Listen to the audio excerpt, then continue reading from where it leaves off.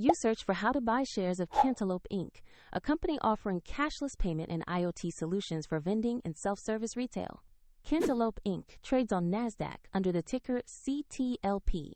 This video is educational and not financial advice.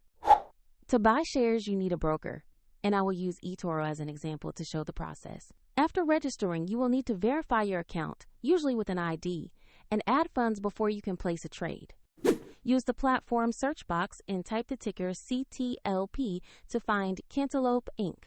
Confirm you select the NASDAQ listing to locate the correct stock. On the asset page, review the basic company information and the price chart for recent movements. Verify the company name and CTLP ticker to ensure this is the correct stock.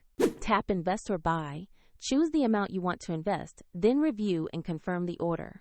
If the market is closed, your order may be pending or executed as a limit order, and if there are insufficient funds, the platform will prompt you to add money before confirming.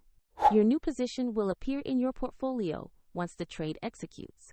A link to eToro is in the description if you want to explore the platform.